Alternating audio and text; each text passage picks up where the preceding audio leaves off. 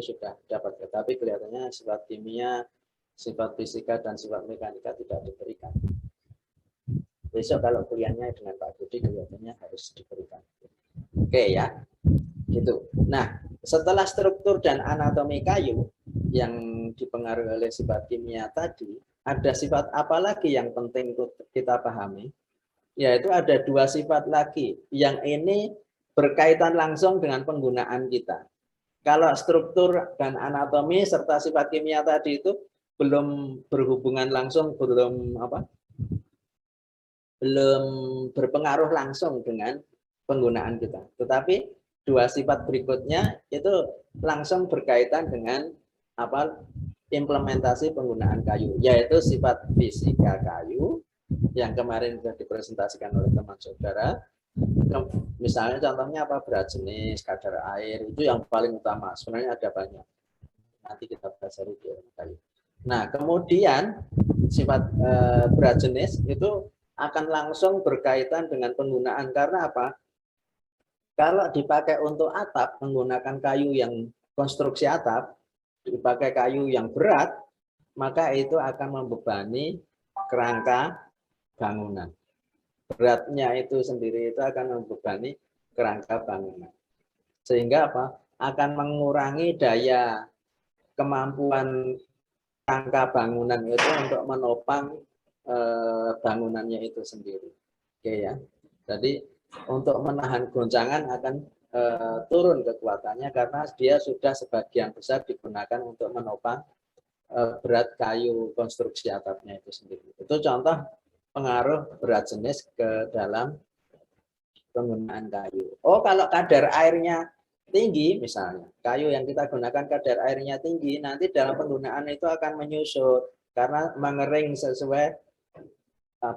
seiring dengan perjalanan waktu sesuai dengan kelembaban udara di sekitarnya.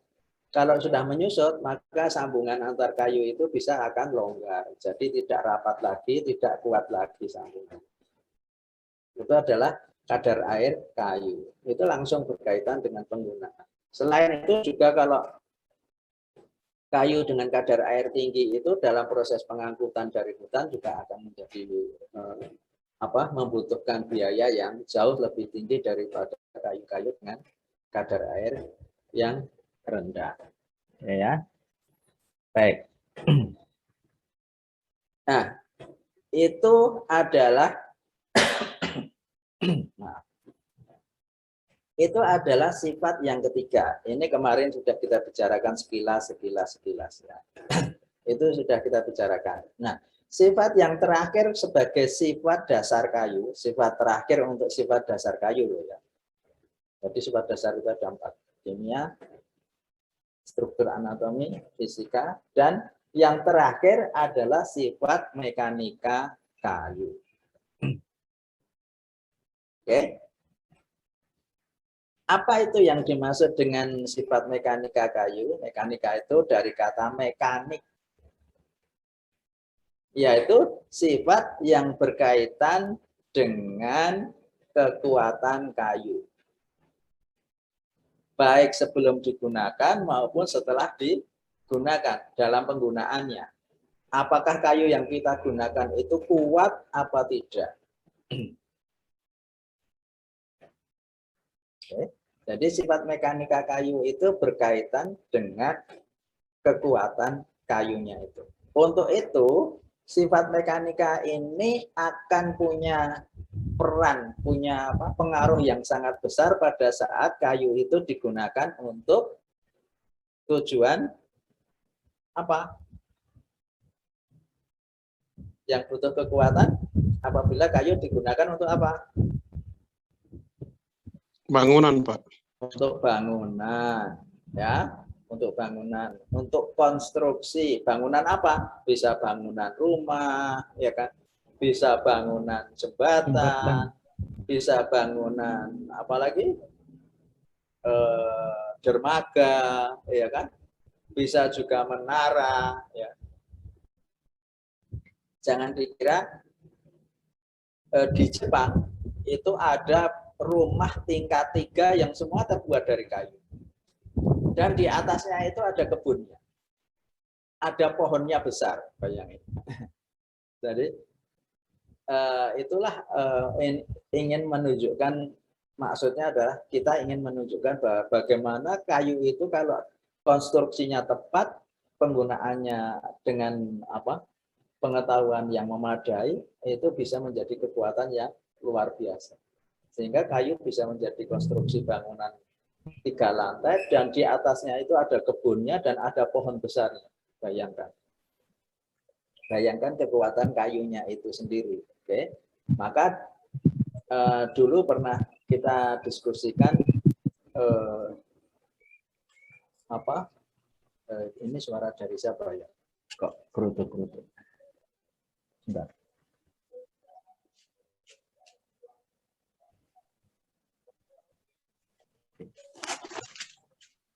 Sebentar ini Pak. Bentar ya. Biar kita bisa cek. Ya, baik. Kita lanjutkan ya. Tadi saya ngomong apa ya? Oh ya. Di Jepang itu ada bangunan tinggi yang itu dibuat dari kayu semua. Itu untuk menunjukkan bagaimana kayu itu memiliki kekuatan yang luar biasa. Bahkan waktu kita bicara tentang sifat keunggulan satu kayu, kita pernah bicarakan kan? Kayu itu memiliki kekuatan persatuan berat. Ingat ya, persatuan berat yang paling tinggi dari material lainnya. Sekarang mungkin sudah tidak tertinggi karena ada serat fiber yang sangat ringan dan kekuatannya luar biasa yang dipakai untuk lapisan pesawat ulang-alik dan sebagainya itu untuk menahan panas dan seterusnya itu ya. Jadi kayu itu termasuk salah satu material yang sangat kuat persatuan beratnya, bahkan dibandingkan dengan logam. Pembandingnya seperti apa? Pembandingnya kemarin sudah saya terangkan bahwa kalau sama-sama ada potongan besi dan potongan kayu dengan berat 1 kilo, maka potongan tersebut kalau diukur kekuatannya, maka kayulah yang paling kuat sebagai material penyokong, pendukung. Jadi kalau diukur kekuatannya, kayu lebih kuat daripada besinya. Karena kalau besi 1 kilo dipakai untuk potongan sepanjang 30 cm, mungkin ukurannya jadi hanya kecil sekali kan. Tetapi kalau kayu bisa mendapatkan ukuran yang lebih besar, sehingga kekuatannya itu akan jauh lebih tinggi pada kayu itu sendiri. Nah, kenapa kok dibandingkan persatuan berat, Pak? Dulu juga sudah saya terangkan bahwa kalau digunakan untuk konstruksi, maka berat itu penting. Berat material itu penting. Karena kalau material tersebut terlalu berat, walaupun kekuatannya itu tinggi, maka kekuatan tadi habis untuk menyokong dirinya sendiri, menahan beban dirinya sendiri. Pernah saya ceritakan bahwa ada orang yang tinggi, besar, gemuk gitu ya. Bergerak menjadi sangat sulit. Kenapa? Karena sebagian besar, apakah tenaganya kecil? Sebenarnya tidak, tenaganya besar. Tetapi sebagian besar tenaganya itu sudah habis untuk menyokong bebannya, beratnya sendiri. Bisa dipahami ya? Ini ada yang keluar masuk. Oke, gitu ya. Nah, itulah kenapa sifat mekanika ini sangat penting dalam bidang konstruksi kayu. Ya. Jadi sifat mekanika adalah sifat yang berkaitan dengan kekuatan kayu. Maka hubungannya dengan konstruksi kayu dan secara terbatas juga berkaitan dengan misalnya produk-produk tertentu. Di mana kayu tersebut belum dirubah wujud materialnya. Contohnya misalnya apa? Kayu dibikin untuk plywood, maka sifat mekanikanya masih dibutuhkan. Kekuatan material kayu itu sifat mekanika kayunya masih dibutuhkan. Kalau untuk konstruksi dengan balok-balok besar, usuk, reng, tiang penyangga dan sebagainya, jelas kekuatan mekanik jelas sangat dibutuhkan. Tetapi sebenarnya dalam batas tertentu, bahkan untuk dikupas menjadi plywood pun kan dikupas itu belum merubah wujud kayunya kan. Maka sifat mekanika masih penting. Karena apa? Nanti pada saat penggunaan papan plywood tersebut masih dibutuhkan kekuatan mekanik dari kayunya itu sendiri. Setelah melalui proses perekatan. Tahu ya? Memang model perekatanya ada model-model tertentu, ada strategi teknik-teknik tertentu untuk membuat model pelapisannya supaya kekuatannya itu bertambah, tidak terlalu mudah untuk robek maupun patah. Ya. Oke ya, jadi itu. Tadi saya mau ngomong apa lupa. Oke, nah tetapi kalau produk tersebut sudah merubah wujud kayunya, maka biasanya kekuatan atau sifat mekanika ini sudah tidak, sifat mekanika kayunya ini sudah tidak punya peran. Contohnya apa? Contohnya misalnya kalau kayu digunakan untuk dibuat kertas, dibuat pulp, pulp itu tulisannya PULP ya, dibuat pulp, itu kan kayunya sudah dihancurkan. Pulpnya sendiri itu tinggal hanya sel-sel serabut, ya kan? Artinya apa? Sifat material kayunya itu sudah dihancurkan. Kesatuan antar selnya itu sudah dihancurkan. Tinggal sel-sel serabut yang berdiri sendiri-sendiri. Nah, dalam posisi seperti itu, maka sifat mekanik kayu itu menjadi kurang berperanan. Nanti yang berperanan di dalam produk akhirnya adalah sifat mekanika dari masing-masing sel yang digunakan tadi. Misalnya setelah digunakan jadi kertas, akan diuji lagi kertasnya tadi, kekuatannya seberapa itu tergantung kekuatan dari sel-sel serabutnya tadi. Oke. Jadi clear mulai sekarang bahwa sifat mekanika akan sangat penting dibicarakan dan dipelajari pada saat kita memanfaatkan khususnya untuk konstruksi dan beberapa jenis penggunaan, misalnya untuk furnitur, untuk kayu lapis dan lain sebagainya. Nah, sebenarnya sifat mekanika kayu itu melambangkan apa sih? Merepresentasikan apa sih sifat mekanika itu? Share screen saya kelihatan ya, Mas ya? Kelihatan, Pak. Kelihatan ya. Ini daftar partisipan saya kan nggak nutupin share screen-nya ya? Enggak, oke. Ya, oke. Ya, karena di saya kan nutupin, di kamu kan enggak ya. Oke. Kembali lagi. Jadi sifat mekanika itu melambangkan apa sih? Atau mewakili apa sih? Sifat mekanika kayu itu mewakili kemampuan kayu di dalam menahan satu beban.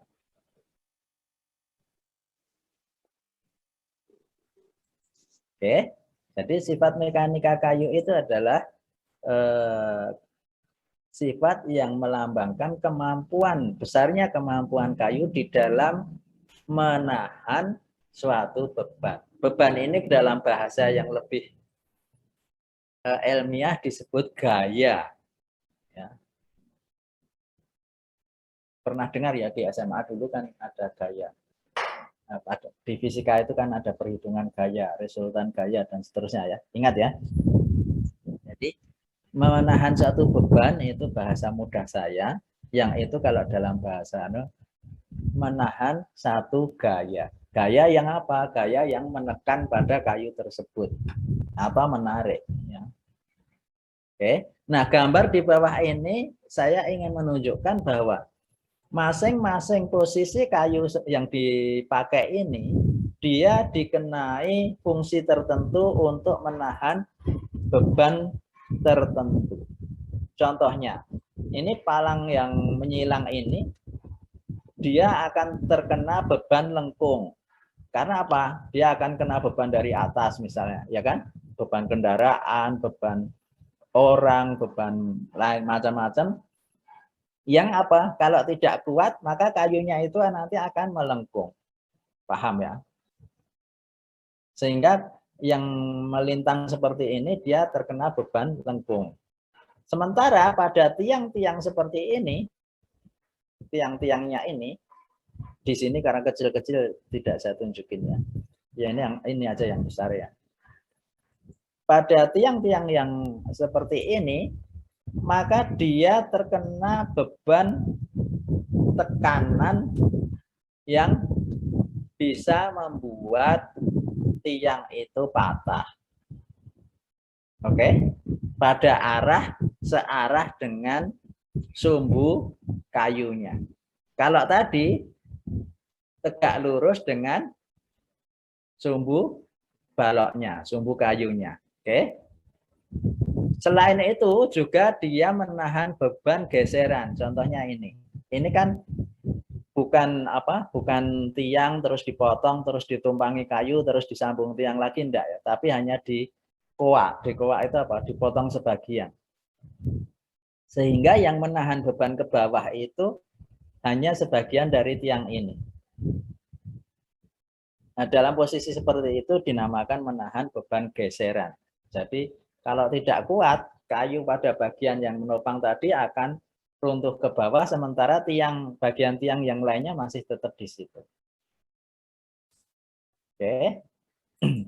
Nah, ini adalah contoh-contoh ilustrasi bagaimana di dalam konstruksi kayu beban-beban itu bisa arahnya itu ke berbagai sisi, dari berbagai sisi yang nanti kita bicarakan. Ya.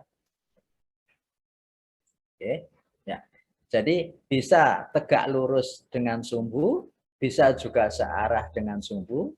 Arahnya itu bisa menekan, arahnya itu bisa juga nanti menarik. Pada kasus-kasus tertentu, misalnya pada apa gantungan lampu gitu, mungkin ada beban tarikan, ya kan? Atau di fungsi-fungsi lain. Oke ya, bisa dipahami ya sampai di sini ya. Jadi yang dimaksud beban itu seperti ini. Ini nanti kalau dilewati apa truk, dilewati mobil, dilewati ke sepeda motor, orang dan seterusnya, itu beban akan berjalan, beban akan berlangsung. Selain dari beban dari bobotnya dia sendiri. Oke. Kalau di sini ada bobot besi juga ini. Ya, kelihatan ada pagar besinya kan. Karena ini mungkin jembatan untuk tempat wisata barangkali. Ini hanya saya cuplikan dari internet sebagai ilustrasi aja untuk menerangkan pada saudara. Ya. Nah, di sini juga seperti itu. Tiang-tiang seperti ini menahan tekanan dari atas searah dengan sumbu batang, ya kan, sumbu baloknya. Kalau tidak kuat, dia akan patah. Oke. Nah, selain itu, tetapi pada posisi-posisi seperti ini, ya ini namanya belandar ya, kalau Anda sudah kenal dengan belandar belum? Konstruksi atap seperti ini, dan ini apa yang ke dalam-dalam ini, itu dia terkena beban lengkung seperti yang saya bilang tadi. Apa? Bebannya itu cenderung melengkungkan dari belandar ini. Oke, itu ya. Jadi di dalam konstruksi itu baik konstruksi jembatan, konstruksi rumah, bangunan, konstruksi apa dermaga dan lain sebagainya, itu semuanya berjalan. Dan gayanya itu saja sebenarnya. Gaya apa saja sih yang dimaksud itu saja itu?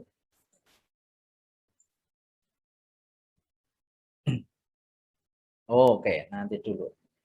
Kita bicara gayanya apa saja nanti dulu. Ini dulu aja. Jadi, nah, kalau tadi dibilang bahwa sifat mekanika itu adalah gambaran kemampuan kayu di dalam menahan beban, besarnya atau besar kecilnya sifat mekanika kayu itu dipengaruhi oleh apa? ada dua faktor yang paling utama.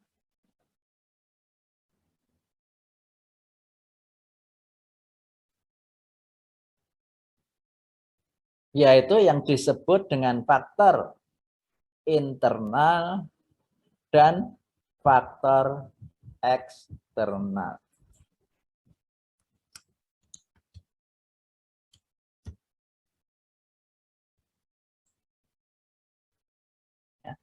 Jadi kekuatan kayu itu dipengaruhi oleh faktor internal dan faktor eksternal. Faktor internal itu adalah faktor yang berasal dari kayunya itu sendiri, yang ada di atau sifat-sifat yang ada di dalam kayunya itu sendiri. Maaf, saya sambil minum.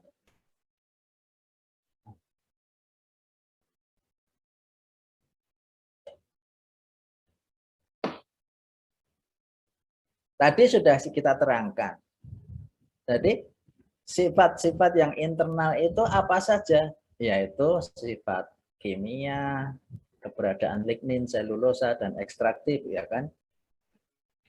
Lignin itu menambah kekerasan kayu, selulosa itu menambah kelenturan kayu, ekstraktif itu berfungsi untuk mempengaruhi keawetan kayu. Gambaran gampangnya begitu.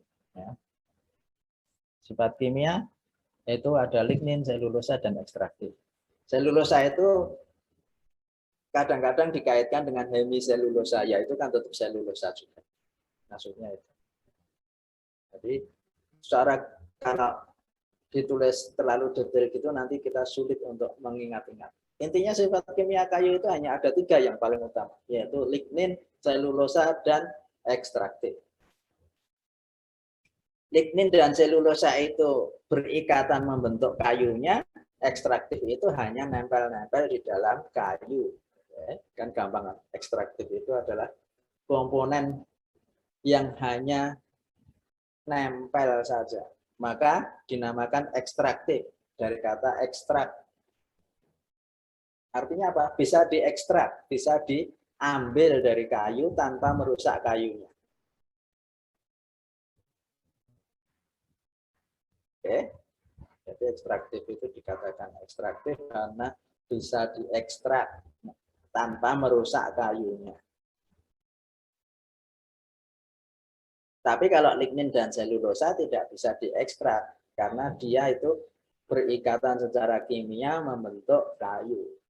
Kalau mau diekstrak ya bisa saja ligninnya diekstrak, diisolasi, disendirikan gitu, diambil ligninnya saja ya bisa saja. Tetapi kayunya menjadi rusak.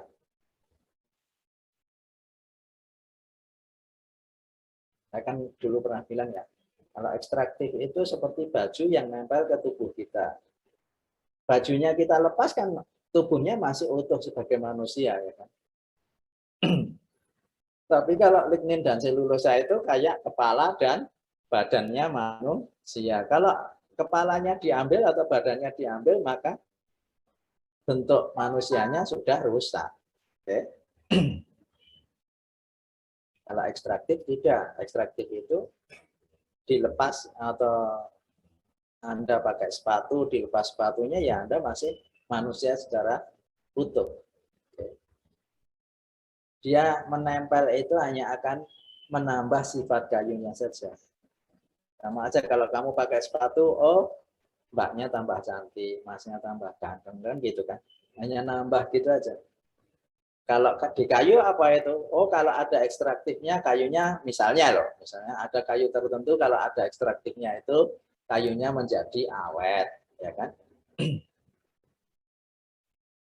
Kalau ekstraktifnya diekstrak, dikeluarkan, ya kayunya jadi tidak awet lagi, kan gitu. Tapi tetap aja masih kayu. Oke. Nah, struktur anatomi itu meliputi dimensi dan proporsi sel tadi. Ada apa saja sih sel penyusunnya untuk anatomi itu? Serabut atau trakeid, ilmu kayu juga ya, praktikum barusan juga ya. Singkatannya. Di kayu keras itu ada serabut, di kayu lunak, softwood, itu disebut dengan trakei, kemudian ada pembuluh, ada parenkim. Hanya ada 3 itu aja. Loh kemarin kok ada kata jari-jari Pak? Ya jari-jari itu sebenarnya parenkim juga, tetapi arahnya mendatar. Tapi dia tetap parenkim sebenarnya. Tempat menyimpan cadangan makanan. Mengantarkan maupun menyimpan cadangan makanan. Pokoknya kalau parenkim itu berkaitan dengan makanan. Kalau pembuluh itu berkaitan dengan pengantaran air dan mineral dari tanah. Kalau serabut itu atau trakeit itu berkaitan dengan kekuatan. Jadi cari simpul-simpul gampangnya gitu saja, biar kita tidak kebingungan, terlalu kebingungan. Apalagi kalau kemarin dapat ilmu kayunya belum semua. Nah, sifat fisik kayu tadi sudah kita terangkan. Kadar air itu kayunya jadi berat, kalau kadar airnya tinggi ya. Tapi kan pernah cerita ya, kayu itu kadar air segarnya ada yang beratnya itu 3 kali daripada berat kayunya sendiri. Jadi berat kayu plus air, itu kalau airnya dipisah, dikeluarkan, dibandingkan dengan berat kayunya tanpa air, itu airnya sendiri itu 3 kali lipat beratnya daripada berat kayu. Ini kan menambah berat yang luar biasa ya. Yang itu nanti akan berpengaruh terhadap penggunaan kayu kalau tidak diperhatikan. Itu sifat fisik. Kadar air juga berkaitan dengan kembang susut kemarin. Ya, berat jenis itu berat atau tidak. Berat ini selain tadi yang berkaitan dengan beban yang harus ditanggung tadi, kalau terlalu berat, berat ini juga berkaitan, tetapi berkaitan juga dengan kekuatan kayu. Biasanya kayu yang semakin berat, bukan karena air ya, tapi kayunya yang semakin berat, itu biasanya kekuatannya juga tinggi. Ini sudah nyaris fix di dalam riset-riset para peneliti. Jadi kalau kayu berat jenisnya tinggi, itu biasanya kekuatannya juga tinggi. Kekuatan mekanik, sifat mekanikanya juga tinggi.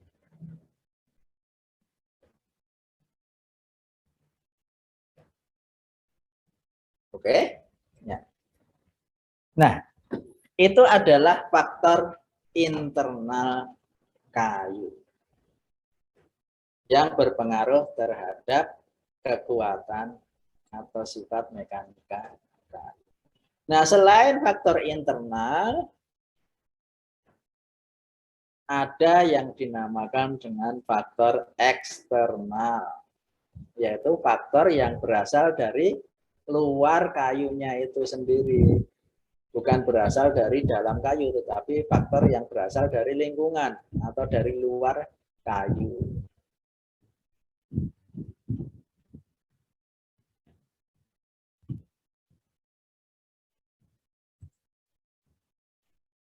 Nah, faktor eksternal itu ada apa saja? Ada 3 yang paling utama, yaitu suhu lingkungan,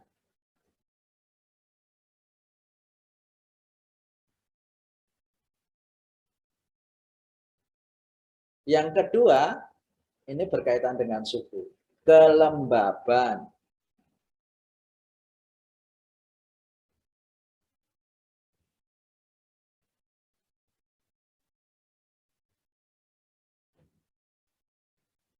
Kelembaban apa? Kelembaban udara di sekelilingnya. Bukan kelembaban kayunya ya, tapi kelembaban udara di sekeliling. Kalau Anda sering melihat perakiraan cuaca itu kan selain besok hujan atau tidak, itu juga ada suhunya berkisar berapa sampai berapa. Kemudian RH-nya. RH itu apa? RH itu kelembaban udara atau relative humidity. Atau relatif bahasa Indonesianya kalau dibaca dalam bahasa Indonesia relative humidity. Itu menunjukkan kelembaban udara di sekitarnya.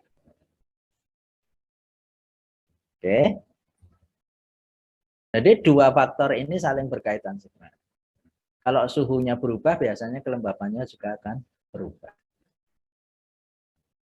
Nah, yang ketiga adalah lama kayu itu menerima beban atau lama pembebanan. Itu maksudnya berapa lama kayu di dalam konstruksi itu menerima beban.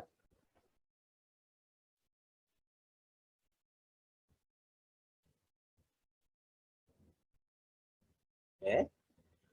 Nah, sekarang kita lihat satu persatu.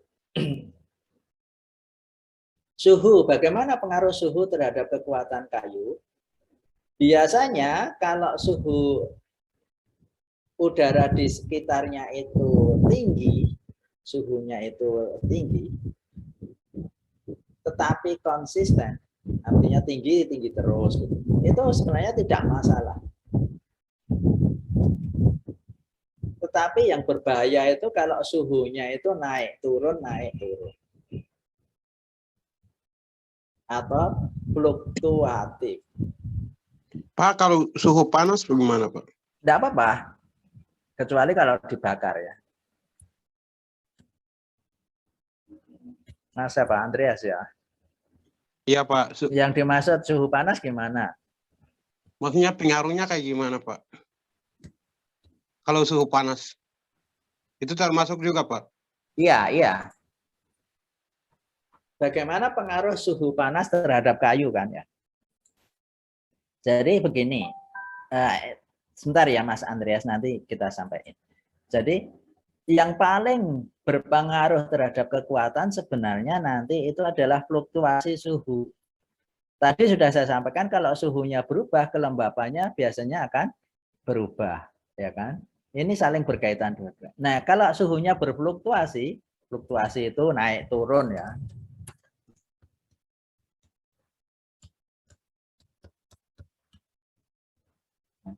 Berfluktuasi atau naik turun, maka kelembapannya juga naik turun. Oke? Maka kayunya biasanya dia akan mengalami retak. Coba Anda perhatikan kalau kayu itu dipakai di yang berkaitan dengan udara luar langsung. Maka kayunya biasanya akan retak-retak. Ini kelihatan enggak ya di sini? Ini gambarnya ini kelihatan ya. Ini kan dipakai di luar. Ini biasanya pada dinding-dinding seperti ini itu kalau ya. Halo? Kelihatan ya? Kelihatan, ya. Pak. Ya, ya, oke. Iya. Ini pada dinding seperti ini kalau dilihat secara lebih jelas, ini terlalu jauh ya. Ini biasanya ada retak-retak halus seperti ini. Ya, ini kan ada retak-retak halus kan ya Mas ya. Kalau yang retak besar ini ada dua kemungkinan. Mungkin karena fluktuasi suhu, bisa juga karena sudah retak dari dipakai. Tetapi bisa juga karena fluktuasi suhu. Ya. Nah, ini kan ada retak-retak halus seperti ini. Biasanya ini terjadi bukan karena waktu baru dipotong ada retak halus. Jarang sekali. Pohon baru dipotong, batangnya retak halus itu jarang. Kalau retak besar malah bisa terjadi. Maka tadi yang saya bilang ya, ini retak yang besar itu bisa karena dari awalnya sudah retak atau bisa juga karena faktor suhu dan kelembapannya yang berubah-ubah. Oke. Nah, yang retak-retak halus itu jelas fix karena disebabkan oleh perubahan suhu yang naik turun dan kelembapannya juga akhirnya ikut naik turun. Oke. Biasanya kan retak-retak seperti itu. Kalau sudah terjadi retak-retak seperti itu, maka kekuatan kayunya itu akan turun. Biasanya menjadi kayunya itu jadi rapuh. Rapuh itu lunak itu loh. Kalau dicongkel pakai kuku aja bisa di permukaannya, ya. Yang sudah retak-retak halus seperti ini. Oke. Nah, sekarang menjawab yang Mas Andreas. Kalau suhunya tinggi, asalkan bukan suhu api loh ya. Maksudnya terus dibakar, suhu tinggi dibakar. Bukan itu ya Mas Andreas ya maksudnya. Kan yang karena dibakar kan ya? Bukan Pak. Pengaruh suhu. Kalau Pengaruh. misalnya seperti kamu sekarang di Papua atau di Jogja, Andrea? Ya di Jogja Pak. Oh di Jogja, kan ini panas ya? Iya Pak. Ya, udara pas panas ya sekarang, musim-musim panas, kering kan ya? Oke, kalau kayu dipakai pada suhu tinggi itu malah kuat kayu. Asalkan suhunya relatif tinggi terus loh ya. Biasanya kayunya itu akan kering. Nah, kalau kayu kering itu biasanya kekuatannya itu tinggi. Oke, asalkan sekali lagi loh ya, catatannya, asalkan suhunya konsisten loh ya, stabil loh ya. Segitu terus. Oke. Bisa dipahami ya. Malah bagus, Mas, kalau suhu dipakai pada suhu tinggi. Ya. Tapi kalau di suhu rendah sering berarti kelembabannya sering tinggi di cuaca hujan dan sebagainya, itu malah kayunya kadang-kadang menjadi tidak kuat. Oke. Nah, ini berkaitan dengan kelembaban. Kalau kelembabannya itu naik turun, kenapa bisa terjadi retak? Besok di kalau Anda pengen tahu lebih banyak, ngambil lagi ilmu kayu ya. Kenapa bisa terjadi retak-retak begini kalau dia lembab, kering, atau suhunya naik, turun. Itu sama aja ya. Kenapa kok bisa retak seperti ini? Karena kayunya itu mengalami ngembang, nyusut. Sehingga apa? Kalau ngembang, nyusut, terus ngembang lagi, nyusut lagi, ngembang lagi, nyusut lagi. Maka ikatan antar sel kayunya itu menjadi terputus. Kan biasanya kalau kayunya masih sehat kan antar selnya itu direkat kuat ya, dilem dengan kuat, berikatan antar selnya itu berikatan kuat. Tetapi kalau dia ngembang nyusut, maka antar selnya tadi menjadi terpisah. Itulah yang kelihatan oleh mata menjadi retak-retak halus. Bisa dipahami ya? Mas Andreas, kira-kira sudah memberi gambaran belum? Sudah Pak, sudah. Oh sudah ya, oke. Ya, baik. Kamu kenapa tidak di Papua? Teman-temanmu? Ya, di Jogja saja. Karena ya beasiswanya biar terpakai ya. Kan Papua banyak beasiswa kan ya. Iya kan sendiri nggak pakai beasiswa Pak. Oh nggak pakai? Oh Iya. mantap. Berarti pakai uang sendiri? Iya. Oh Dari kaya waktu kamu. juga. Kaya kamu. Anaknya orang kaya ya?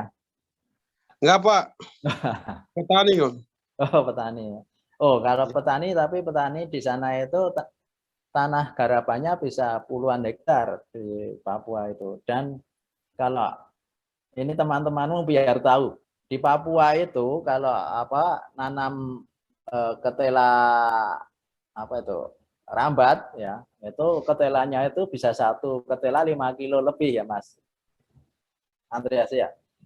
Iya Pak.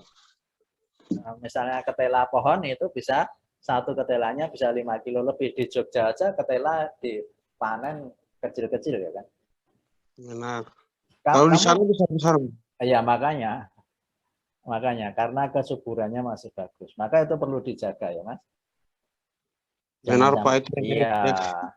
Jangan sampai maka orang Papua harus jadi orang-orang pinter, orang-orang cerdas ya, belajar yang sungguh-sungguh. Kalau enggak, maka kekayaanmu itu nanti hanya akan diambil orang-orang luar negeri ya. Nanti kamu hanya menjadi penonton saja. Okay? Pengen contoh? Banyak, Pak Budi punya banyak contoh. Dan sudah terbukti ya. Akhirnya pada menyesal.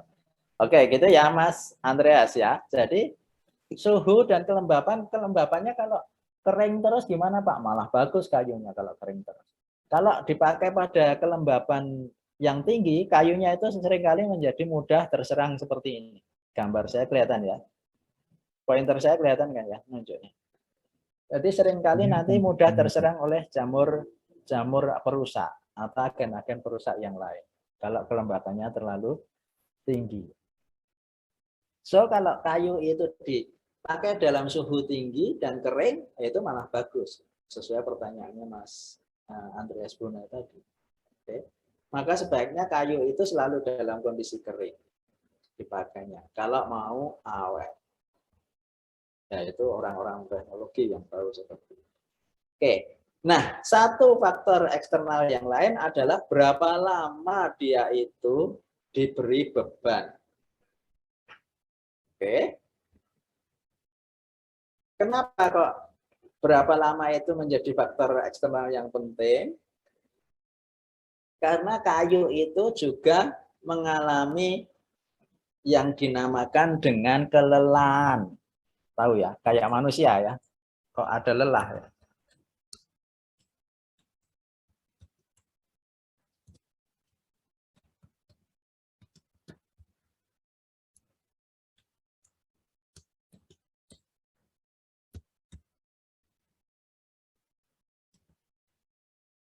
Fatik, ya, fatik itu kelelahan. Jadi seperti manusia. Kalau di sini siapa ya yang masih? Kalau Mas Andreas itu, Mas Andreas masih enggak. Kamu kalau bawa beras dalam karung, berat berapa yang kamu mampu? Berat 50 bisa. Oh, keren. Yakin 50 bisa? Bisa. Oke, 50 kilo ya, setengah kental ya. Tapi teman-temanmu coba perhatikan, teman-teman yang lain ya. Itu Mas Andreas Bune berat 50 bisa.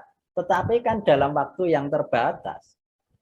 Coba Mas Andreas saya suruh membopong beras 50 kilo itu selama 10 hari kira-kira kuat enggak? Enggak, Pak. Enggak Maaf, Pak, kuat. suara putus, Pak. Oh iya, mungkin ini tadi suara si Albert kah? Atau siapa? Yang putus-putus. Kelihatannya sinyal kamu deh. Di sini sinyalnya bagus-bagus saja. Suara saya putus-putus di tempat lain. Jelas, Enggak. Pak. Jelas ya. Berarti di tempat tadi siapa? Mas Albert atau siapa tadi yang putus-putus tadi? Ya. Oke. Jadi saya ulangi lagi ya. Kalau Mas Andreas bilang setengah kental kuat, Pak. Iya, kalau membawa hanya dalam jarak mungkin 1 kilo, mungkin 1 kilo aja nggak ada. Berapa ratus meter, iya kan? Itu kan hanya sebentar. Tetapi kalau menahan beban setengah kental tadi itu selama berhari-hari, semakin lama maksudnya, maka Mas Andreas akan mengalami apa yang dinamakan kelelahan seperti ini. Nah, kayu itu juga sama begitu, Mas dan Mbak. Ya. Kayu itu juga mengalami kelelahan. Kalau dia dipakai untuk belandar begini, menahan beban seperti ini, dalam waktu puluhan tahun, lama-lama dia nanti itu tidak bisa lurus lagi batangnya itu.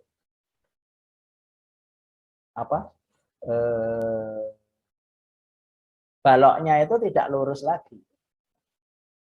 Kalau pertama kali dikasih beban kan dia tetap lurus, terbentang lurus, ya kan?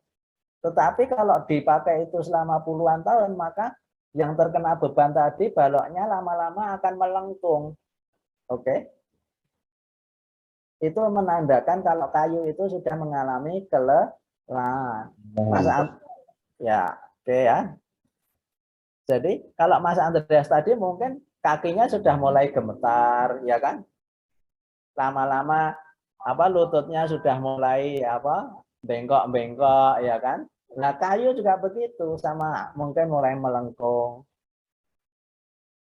Pada saat sudah gemetar, Mas Andreas tadi, dan lututnya sudah mulai melengkung, tidak tegak lagi.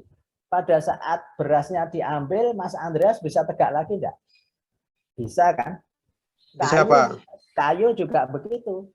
Kalau baru saja melengkung, terus kemudian bebannya itu dilepaskan, bebannya itu dilepaskan itu artinya tidak dibebani lagi. Kayunya masih bisa lurus lagi.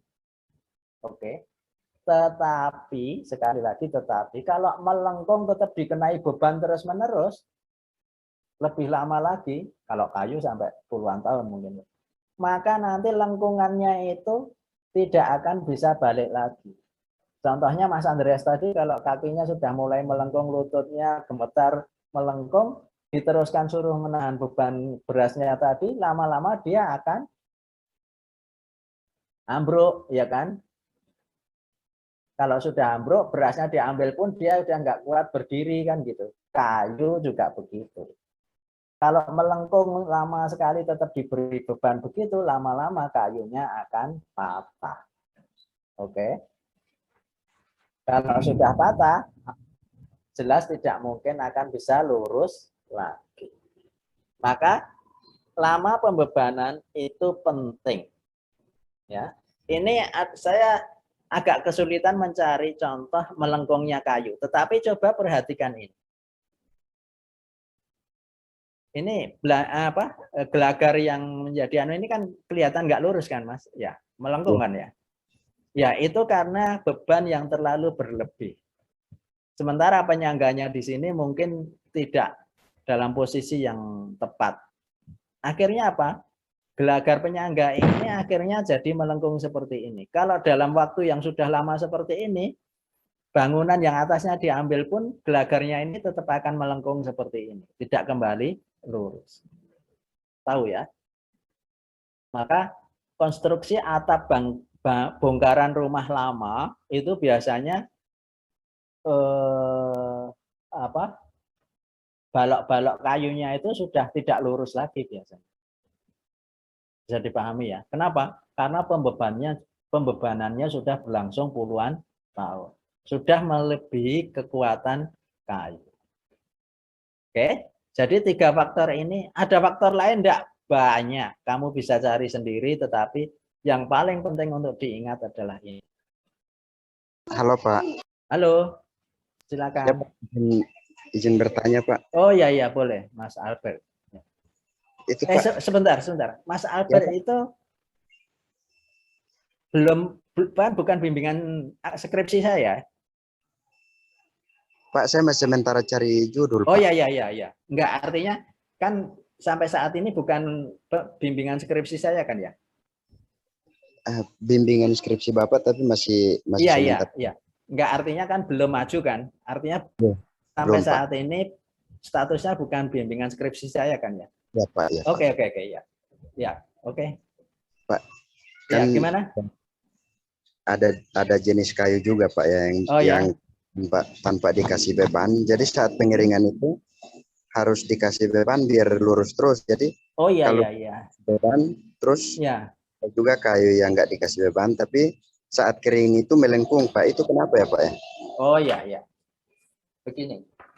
Nah, ini pertanyaan yang bagus. Kenapa kayu pada saat ini dikeringkan ya Mas ya? Posisi dikeringkan kan? Iya Pak, iya Pak. Ya. Kenapa kayu pas dikeringkan kok dia kalau tidak dibebani melengkung? Ya, ini karena pertanyaannya bagus, ini penjelasannya agak sulit dimengerti. Besok kalau mau tahu lebih banyak kamu ikut ilmu kayu ya, yang dengan Pak Budi. Kuliahnya dengan Pak Budi.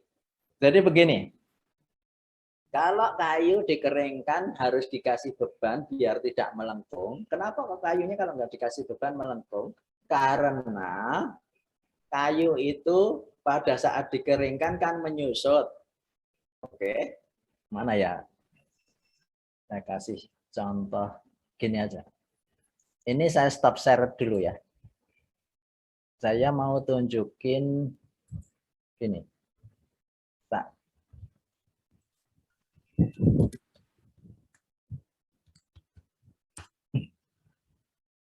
Ya, ini saya kasih contoh balok kayu seperti ini, Mas. Ya. Kelihatan ya, Mas ya? Sebentar. Belum, Pak. Kelihatan. Ya, ntar. Sorry. Ini saya share. Nah, ini benar-benar e-learning kalau seperti ini. Ini kelihatan balok kayu ya. Oke, ini balok ini kalau dia itu dalam kondisi basah, ini kan digergaji dalam kondisi basah misalnya, ya kan Mas? Ya. Oke. Kalau digergaji dalam kondisi basah, kemudian kan makanya dikeringkan. Kalau sudah digergaji dalam kondisi kering kan nggak perlu dikeringkan. Benar kan Mas ya? Oke. Nah, itu karena kadar air tinggi kemudian dikeringkan, kayunya mengalami apa? Kalau kayu dikeringkan mengalami penyusutan. Oke ya. Nah, ya. Sorry. Maaf. Saya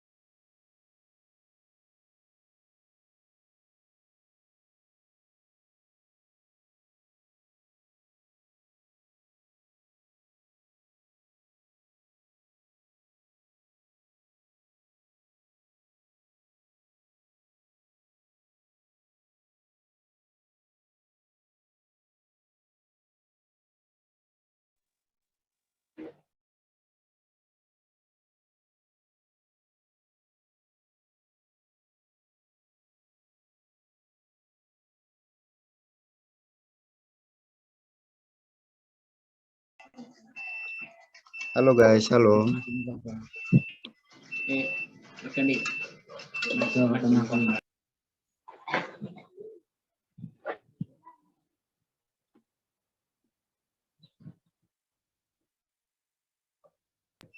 Halo guys. Bapaknya keluar kah?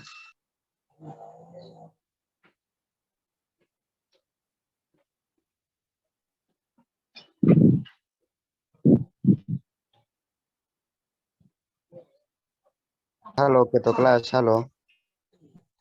Ya, gimana? Bapaknya keluar kah? Ya, sepertinya keluar.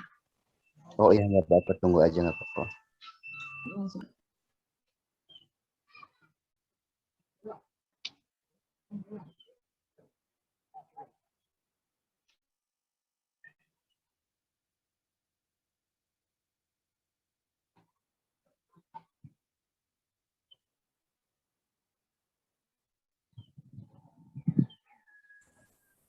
suara saya terdengar enggak ya Mas ya? Terdengar Pak, terdengar. Oh sebentar, oke. Ini berarti saya soundnya harus saya. Bentar.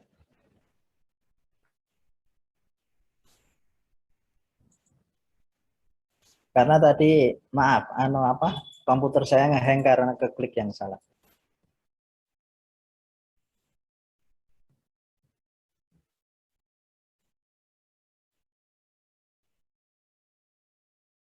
Tuh, kok nggak mau?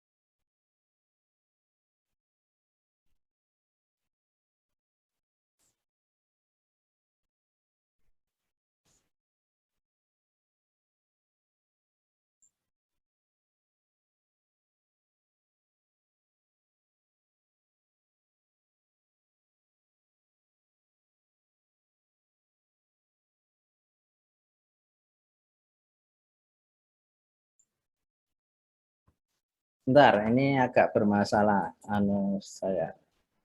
Iya, Pak. Bentar.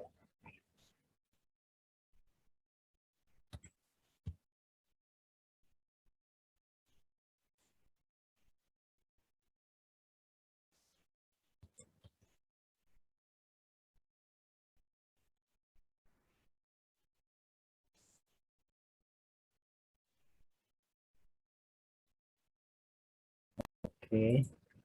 Saya mau tunjukin ini, Mas. Kelihatan ya?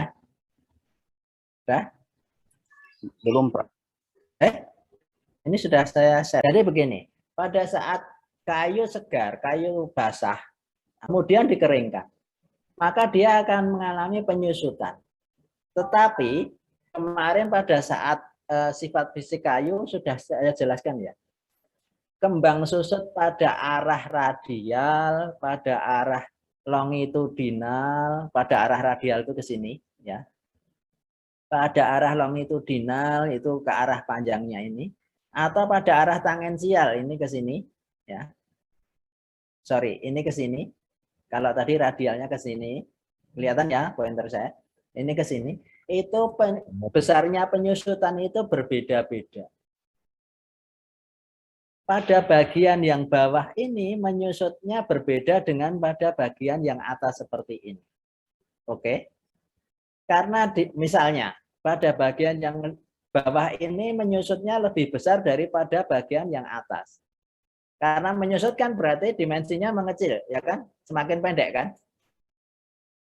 Maka kayu pada saat kering dia akan mengalami pelengkungan, melengkung. Oke? Dia akan mengalami pelengkungan. Karena apa? Di bagian bawah ini dia menyusut banyak, artinya panjangnya berkurang banyak, sementara di bagian atas ini dia menyusutnya kecil sedikit. Maka dia akan melengkung ke bawah. Tahu ya, seperti busur. Tahu? Nah, untuk menghindari itu dia harus ditahan. Kemauan untuk menyusut tadi, untuk melengkung tadi, itu harus ditahan. Ditahan dengan beban. Oke? Maka tadi Mas Albert bilang bahwa kenapa harus dikasih beban misalnya. Karena kalau tidak dikasih beban tadi itu, kayu itu secara bebas akan melengkung karena penyusutan yang berbeda-beda pada bagian yang berbeda. Oke? Maka sebenarnya, ini tak tunjukin juga ya. Sebenarnya Anda kan baru praktikum ilmu kayu kan ya. Ini kan lingkaran tahun. Kelihatan enggak? Kelihatan, Pak. Ya, kelihatan.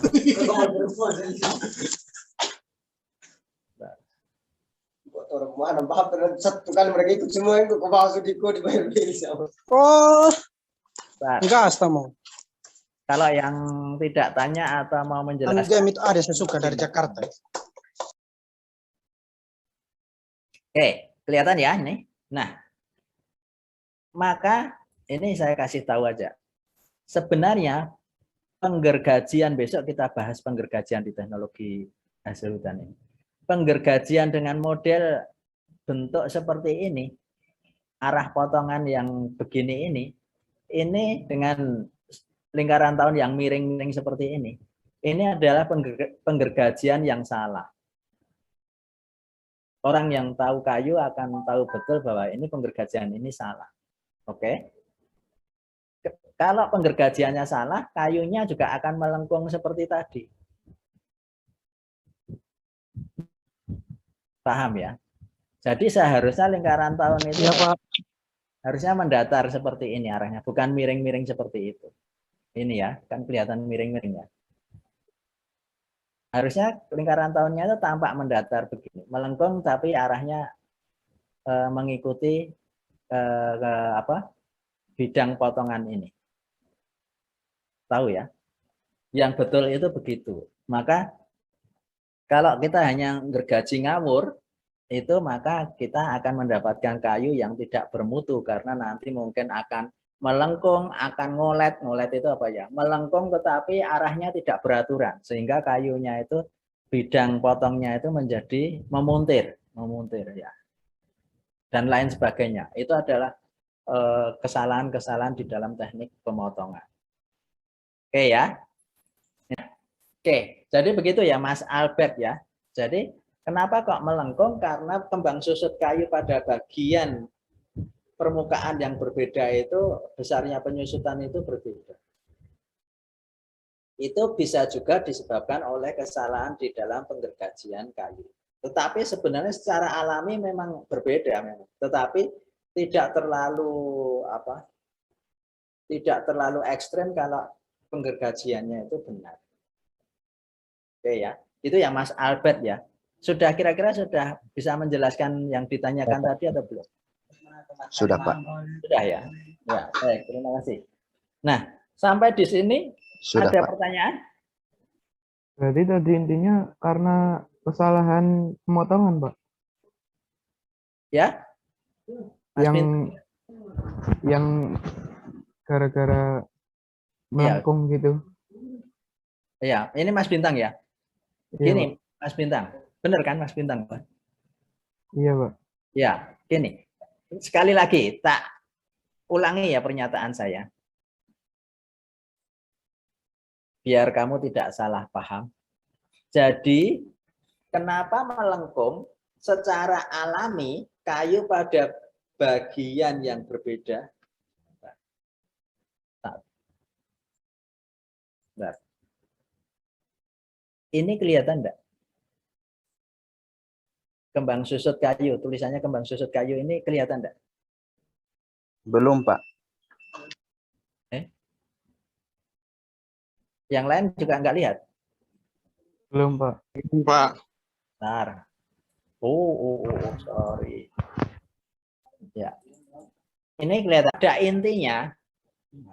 Pada intinya, penyusutan yang arahnya itu tangensial, ini tangensial itu arahnya ke sana ini ya. Kelihatan ya pointer saya. Atau longitudinal. Ini loh tulisannya, arah kembang susut kan ada arah longitudinal, arah tangensial, ya kan? Atau arah radial yang ke sana ke sini menyusutnya itu besarnya itu berbeda-beda. Oke?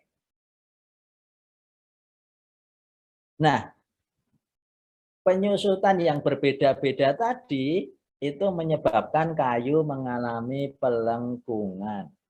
Oke? Ini longitudinal kan penyusutannya kecil sekali kemarin. Nah, sudah diterangkan ya. Radial agak besar, tangensial itu paling besar. Kemarin yang sudah saya kasih A itu siapa ya? Ada tentang ini kan? Ada enggak ya? Ada, Pak. Ada ya? Tentang ini kan ya kemarin ya. Kenapa kok pada arah radial kok tidak sebesar tangensial penyusutannya? Karena ada sel jari-jari. Kemarin kan gitu ya, seingat saya gitu ya. Oke, jadi sebenarnya secara alami kayu segar dipotong dalam posisi segar, dipotong dalam posisi basah, dikeringkan mesti akan melengkung. Oke, Mas Bintang ya. Tetapi kalau penggergajiannya itu salah, pelengkungannya semakin ekstrim.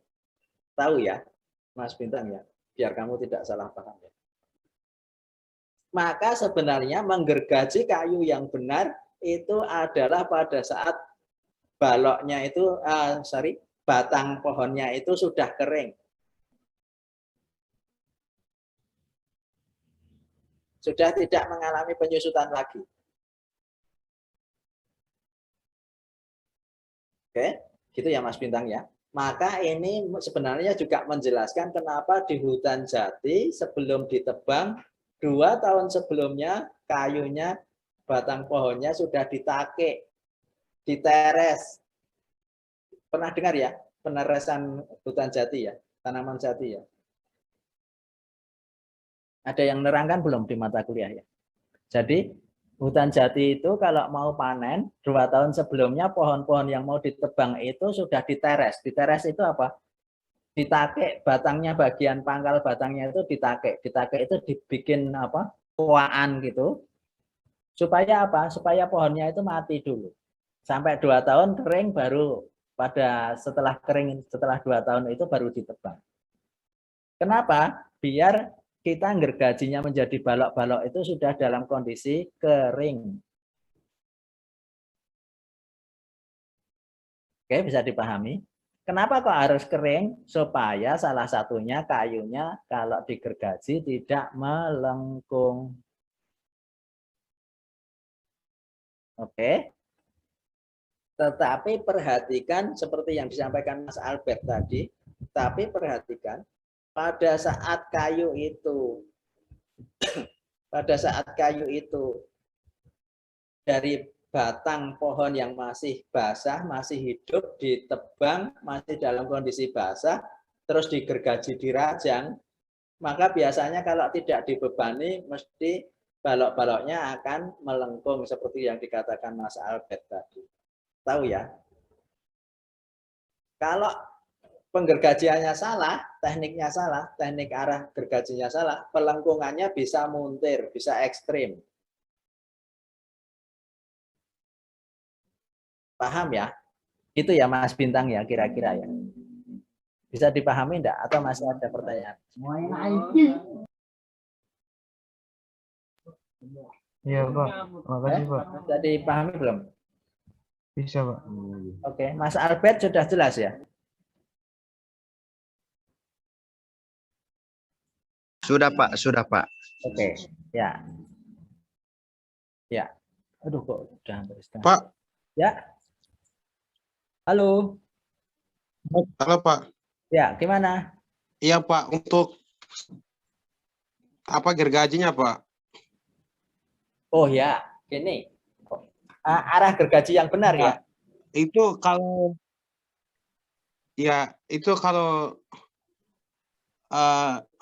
gergajinya kalau mungkin salah dengan ambilnya dengan apa kayu kaumbium terus lapis kayu gubal itu gimana Pak?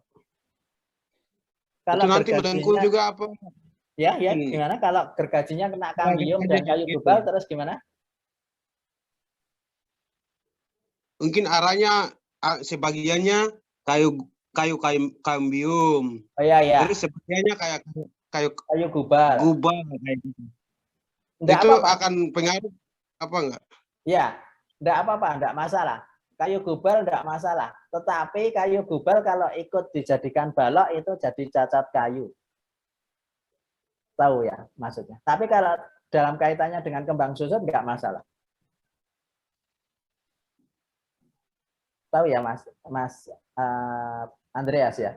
Jadi kalau kaitannya dengan kembang susut, kayu gubal itu mempengaruhi kembang susut tidak terlalu mempengaruhi, tidak masalah adanya kayu gubal. Tetapi kalau kamu bikin balok kayu, ada kayu gubalnya, balok kayumu kalau dijual harganya murah karena kualitas rendah. Karena kayu gubal itu dianggap cacat kayu. Tahu ya Mas Andreas? Karena kayu yang terbagus untuk konstruksi adalah kayu teras. Apapun kayunya sebenarnya. Maka pohon jati itu kenapa ditebang? Wah ini kalau cerita bisa 2 hari 2 malam lagi. Kenapa pohon jati itu ditebang pada umur 90 tahun dulu. Dulu itu 90 tahun baru boleh ditebang. Supaya kayunya itu hampir semua batangnya itu. Nyaris 98% dari permukaan batangnya itu kayu teras semua. Artinya pohonnya, kayunya sudah mati semua. Hanya tinggal 2% saja dari kayu tersebut yang masih hidup. Ada kayu gubalnya. Hanya sedikit di pinggir-pinggir. Itu aja tidak di semua pinggiran. Hanya pada pinggir permukaan tertentu saja ada kayu gubal. Terus permukaan lain lagi nanti ada kayu gubal. Tapi hampir seluruh batangnya itu sudah kayu teras semua. Sehingga apa? Kalau digergaji 90% dapat kayu teras semua. Maka harga kayunya jadi mahal. Itu ya Mas Andreas ya. Baik Pak. Nah, jadi kalau kaitannya dengan kayu gubal itu kaitannya dengan nilai jual dan kualitas kayunya, bukan tentang ngembang nyusutnya ya. Oke, itu Mas Andreas ya. Ya Pak. Oke, ya. Pak. Halo. Oh ya, Pak Jennifer silahkan. Berarti kan tadi Bapak bilang kalau kayu jati itu dipanen 90 tahun, sehingga Dulu 90 tahun, Mbak. Itu namanya, nanti sebenarnya ini harusnya dosen lain yang menjelaskan, tapi tak sampaikan sekarang aja enggak apa-apa. Itu namanya kayu jati miskin riap. Artinya apa? Pertumbuhannya itu sudah sangat lambat. Kenapa kalau sudah sangat lambat? Karena kayu gubalnya tinggal sedikit sekali, hanya sekitar 2%. Maka baru boleh ditebang. Karena 98% sudah kayu teras semua. Dan pertumbuhannya sudah sangat lambat. Disebut pohon jati miskin riap. Itu ya Mas, Mbak ya. Jennifer ya. Silakan dilanjutkan. Berarti pohon-pohon yang sudah sangat tua, yang biasanya dicari pohon tertua itu berarti isinya semuanya itu kayu teras, Pak? Iya. Semakin tua pohon, hampir dipastikan kayu terasnya semakin banyak. Itu bisa ditandai dengan warna kayunya yang berbeda. Kemarin kan Mbak Jennifer ikut praktikum enggak?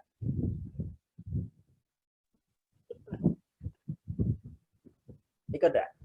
Ikut praktikum ilmu kayu enggak? Ikut, Pak. Ikut ya. Kemarin kan bisa ada yang terlihat kan kayu terasnya, ada juga yang enggak begitu kelihatan kan ya? Iya. Ya, kayu teras tidak harus selalu berwarna coklat tua ya. Tapi sebenarnya kayu teras itu adalah kayu yang mati.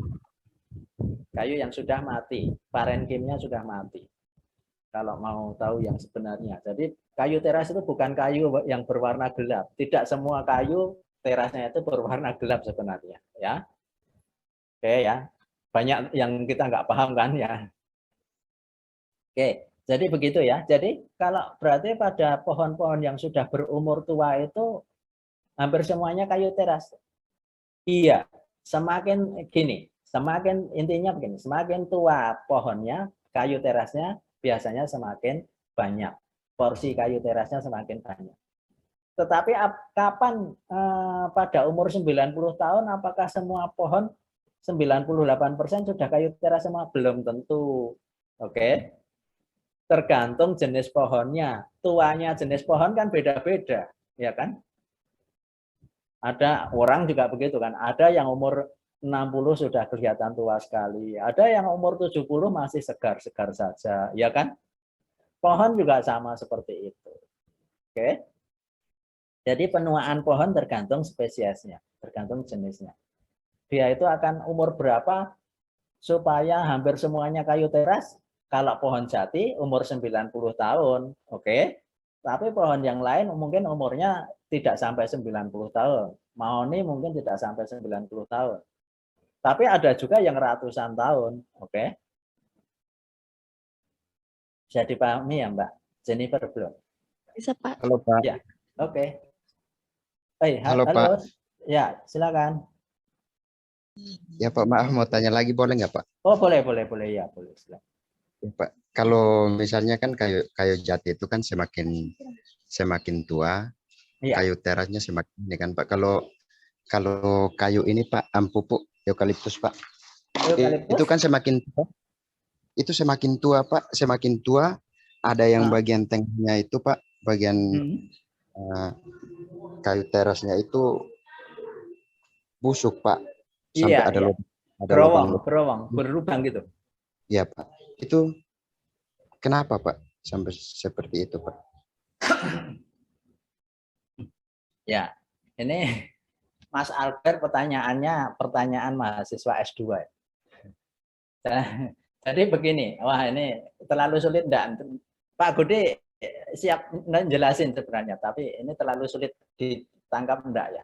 Jadi begini, gerowong atau berlubang pada bagian tengah, bagian dekat dengan pusat ya, dengan empulur kan ya Mas ya, yang dimaksud ya. Busuk, berlubang ya? Iya Pak, iya Pak. Oke, iya.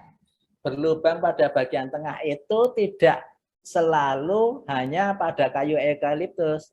Di jati pun ada jati yang gerowong. Tahu ya maksudnya? Iya Pak. Ada jati yang berlubang bagian tengahnya. Sehingga ini ya cerita lagi, ini jadi panjang lebar. Banyak orang tengkulak itu kalau tidak hati-hati beli, wah ada pohon jati besar sekali, dibeli sekian miliar gitu ya. Tapi begitu ditebang ternyata tengahnya gerowong. Sehingga apa? Rendemen kalau dipakai kayu gergajian, hasil kayu gergajiannya itu sedikit sekali. karena tidak bisa digergaji melalui tengah, karena tengahnya udah nggak ada kayunya. Oke? Sehingga dia rugi besar. Itu terjadi di pohon jati. Ini saya ekstremkan di kayu jati. Ya. Nah, di kayu eukaliptus juga bisa terjadi begitu. Nah, sebenarnya berlubangnya bagian tengah itu bisa karena busuk oleh jamur,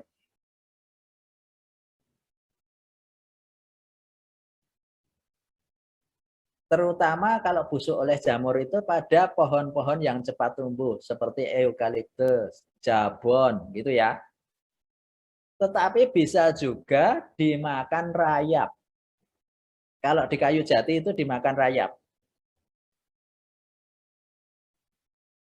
Nama rayapnya Neothermes tectonae. Ya, Pak. Rayap kayu jati. Ya, itu menyebabkan growong di bagian tengah. Growong itu berlubang di bagian tengah. Oke.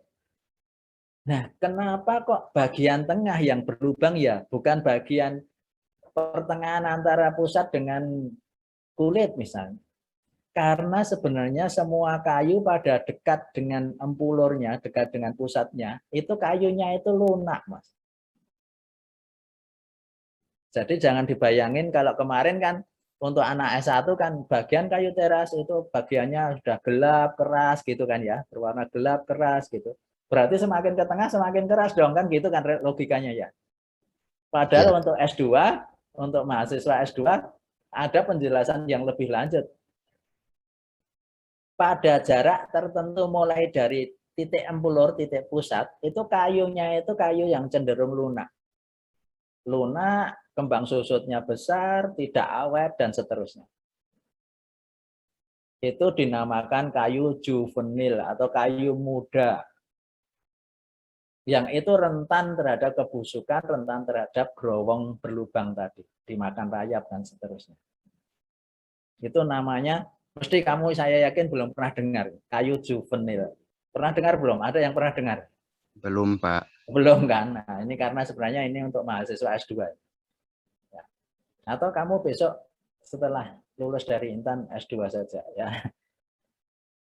Itu namanya kayu juvenil. Kayu juvenil itu adalah kayu yang dibentuk pada saat pohonnya itu masih muda. Bagian tengah itu dibentuk pada saat pohonnya itu masih umur muda. Oke? Nah, pada saat dibentuk pada umur kayu yang masih muda tadi, itu sifatnya mudah menyusut, kembang susutnya besar, lunak, mudah rusak, dan lain seterusnya. Itu sampai pada jarak tertentu dari pusat. Oke. Jadi tidak selalu kayu teras itu semuanya menjadi awet, itu sebenarnya tidak. Tapi kalau anak S1 kita terangkan sampai pada batasan kayu teras saja. Kita belum bahas bahwa pada bagian tengah sebenarnya ada bagian yang lunak. Bahkan ada pohon tertentu yang bagian tengahnya itu kita tekan pakai jari aja kan seperti gabus ya Mas. Ada enggak batang pohon? Iya, yang... Pak. Ya, itu sebenarnya ada, adalah Pak, empulur. Empulur yang di mana itu gabus itu dihasilkan oleh wah ini tak terangin jadi sulit, oleh pucuk batang yang menghasilkan itu pucuk batang, bukan kambium. Bagian empulur itu dihasilkan oleh pucuk batang, bukan kambium yang di samping. Tahu ya? Untuk Mas dan Mbak yang lain sulit enggak ini dipahami? Kalau enggak sulit sih Pak Budi siap-siap saja. Paham, Pak. Paham ya. Kalau mau diskusi lebih lanjut, silahkan ikuti ilmu kayu dan kuliahnya Pak Budi. Nanti kita jelasin kalau Anda tanya. Ya. Saya senang dengan Mas dan Mbak yang pengen tahu lebih banyak gitu. Paling tidak apa? Nilai itu penting untuk lulus, iya. Tapi yang lebih penting lagi untuk Anda masuk dunia kerja bukan hanya nilai. Nilai itu hanya sampai pada kamu bisa ikut tes saja sebenarnya. Tapi yang menyebabkan Anda bisa bersaing di dunia kerja adalah kemampuan pengetahuan kamu, luasnya pengetahuan kamu, kemampuan Anda menampilkan gagasan, menyampaikan ide, dan seterusnya. Itu ada di mana? Itu ada di ujian wawancara. Ya kan? Oke. Maka Pak Budi selalu bilang jatuh bangun berusaha mendorong Anda untuk aktif, diskusi, aktif bertanya, aktif presentasi dan sebagainya dalam rangka itu. Pak Budi punya teman banyak yang IP-nya nyaris 4, tetapi setelah lulus dia terbengong-bengong mau kemana ya setelah lulus. Oke.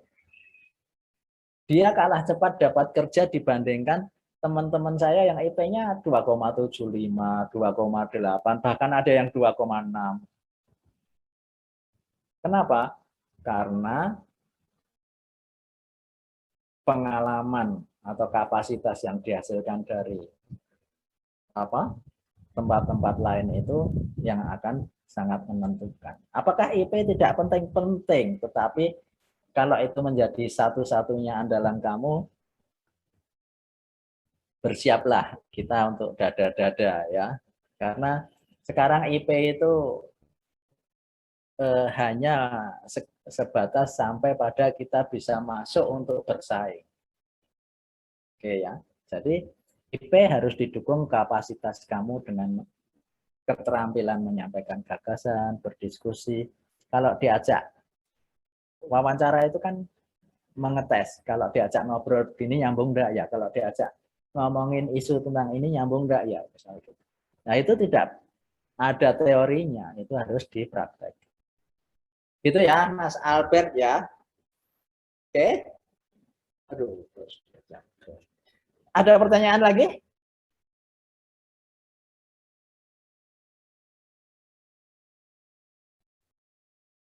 Tidak ada? Kalau tidak, waduh sudah jam 1.36 ya. Belum di presenti ya? Atau di screenshot aja ya? Sudah di screenshot, Pak. Oh sudah ya, oke. Terima kasih. Kalau gitu nggak usah saya presensi sekarang ya. Baik, sedikit lagi. Mungkin ini diteruskan besok setelah ini. Ya. Nah, ini yang tadi saya sampaikan. Yang pada saat saya mau menyampaikan, mana tadi? Oh ya. Nah, sifat mekanika adalah kemampuan melambangkan kemampuan kayu di dalam menahan satu beban. Lah bebannya itu beban apa saja sih? Atau gayanya itu gaya yang mengenai kayu itu macamnya ada apa saja sih? Ada 3 gaya yang utama yang bisa mengenai kayu. Yang pertama, yaitu gaya yang cenderung akan memperkecil ukuran kayu. Dimensi itu ukurannya. Gaya yang bila mengenai kayu itu cenderung bisa memperkecil ukuran kayu, dimensi kayu. Yang kedua, gaya yang kalau mengenai kayu itu justru akan kayunya ukurannya menjadi bertambah besar.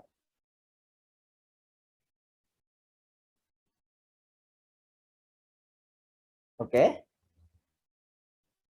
Nah, yang ketiga, gaya yang kalau mengenai kayu itu cenderung akan menggeser posisi bagian kayu yang satu dengan bagian yang lain.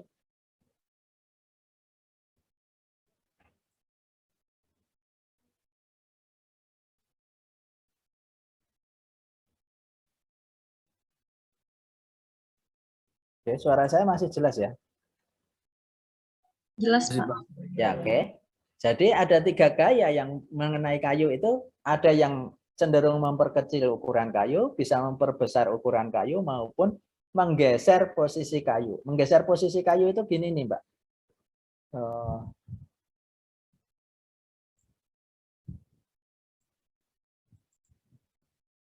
Tangan saya kelihatan ya? Kelihatan, Pak. Ya. Kelihatan, Pak. Kalau ini kayu, ya ini kayu ya, ini kayu. Kalau terkena beban dari atas gini, maka kayunya itu ada sebagian yang bergeser begini dibandingkan bagian yang lain ini. Ini satu potongan kayu ya.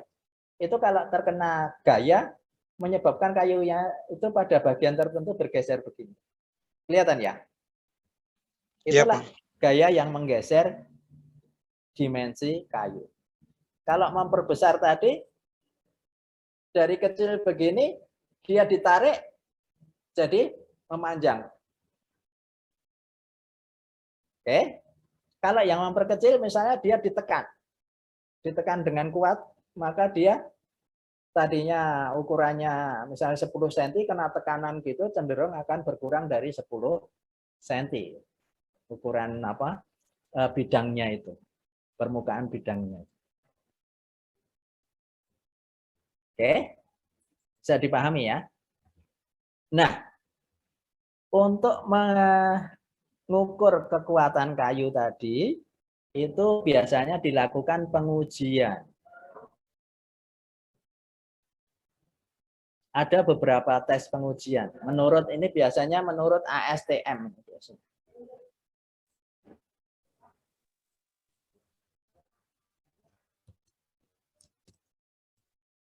ASTM itu American Standard Testing manual ya, testing mesin ya, sorry, bukan manual, testing mesin ya, mesin. Oke ya. Nah, ujinya itu mengikuti uji apa saja. Ada yang dinamakan uji untuk yang cenderung memperkecil dimensi kayu, itu ujinya ini. Keteguhan lengkung, statik, keteguhan tekan, keteguhan pukul, dan kekerasan kayu. Ini uji apa? Untuk menguji kekuatan menanggung beban yang memperkecil dimensi kayu. Bisa dipahami ya? Ini fantasinya kan sudah saya samakan ya. Sementara itu, untuk mengukur kekuatan kayu menahan beban yang cenderung memperbesar dimensi kayu, maka ada uji keteguhan tarik dan uji keteguhan belah. Kalau kayu itu dikenai beban pada tengahnya, begini, dia akan membelah kan, maka dimensinya akan semakin besar. Oke. Nah, pengujian yang dilakukan untuk mengukur kekuatan kayu yang berusaha menggeser dimensi kayu disebut dengan uji keteguhan geser. Sorongnya nggak usah, biar enggak. Uji keteguhan, geser, dan uji keuletan kayu.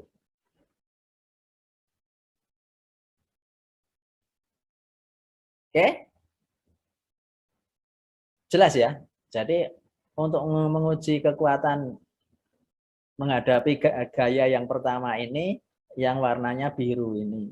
Untuk menguji kekuatan kayu menghadapi menahan gaya memperbesar dimensi, yang nomor 2 ini, yang merah ini. Dan untuk menguji untuk gaya geser adalah yang kuning. Oke, bisa dipahami? Bisa, Pak. Oke. Sampai di sini ada pertanyaan?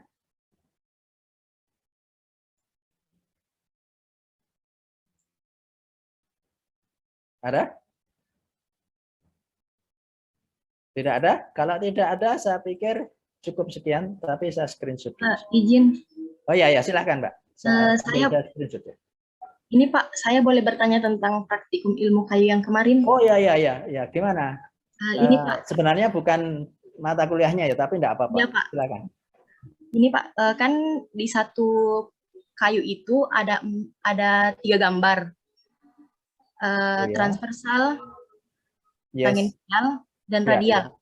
Ya. Terus pertanyaan saya kan di lembar laporan sementara itu, apakah satu lembar saja digabungkan semua atau satu lembar satu gambar? Oh, gambarnya jadikan satu saja. Oh, satu gambarnya dijadikan satu dalam satu lembar begitu Pak? Gambarnya dijadikan satu dalam satu lembar laporan sementara itu. Gambar satu jenis kayu. Iya, A3. Itu cukup satu laporan sementara saja. Iya Pak. Paham? Paham. Ya, jadi cukup satu laporan. Sebentar, ini tanggal berapa ya? Tanggal 13 ya. Ya, oke. Sebentar Pak, supaya saya fokus. Ya, jadi gambar penampang X, penampang T, penampang R gitu kan maksudnya. Iya, Pak. Itu cukup satu laporan sementara itu kan ada ruang gambar. Ya. Itu Anda isi 3 gambar. Iya, Pak. Paham. Oke, ya. Bisa diperluas sendiri, bisa di kalau nggak cukup. Gitu ya. Ya. Oke. Ada lagi? Tidak ada? Cukup, Kalau Pak. tidak, untuk yang ilmu kayu, kemungkinan ini saya sudah merekap hasil yang makroskopis, siapa yang sudah mengumpulkan dan siapa yang belum, kemungkinan nanti akan kita umumkan. Kalau Anda punya bukti bahwa mengumpulkan tapi tidak terekap, bisa konfirmasi ke saya. Tapi belum sempat saya umumkan. Gitu ya. Nanti mudah-mudahan yang lain juga begitu. Supaya kita tidak salah tafsir, Anda mengumpulkan di saya nggak terekap. Oke, kemudian saya ingatkan juga, ada yang mengumpulkan hanya laporan sementara saja yang dikumpulkan. Padahal laporan lengkap itu harus dibuat, dilampiri laporan sementara. Tahu ya? Ikuti panduannya kan sudah, kelihatannya sudah cukup mudah dipahami ya panduannya. Kan singkat, sudah mudah dipahami kan? Ada urutannya sudah dan ketentuannya sudah kita anukan ya. Bisa ya, jadi itu. Jadi kalau Anda hanya mengirimkan laporan sementara, jelas nilainya tidak baik. Karena Anda berarti belum bahas. Oke. Baik, kalau tidak ada pertanyaan cukup sekian. Kita ketemu lagi minggu depan. Sekali lagi kalau ada yang berminat presentasi, silahkan konfirmasi di WA. Kalau tidak, ya kita kuliah lagi seperti ini. Terima kasih. Selamat siang. Assalamualaikum warahmatullahi wabarakatuh. Waalaikumsalam. Waalaikumsalam. Terima kasih, Pak. Ya, sama-sama saya close ya. Terima kasih.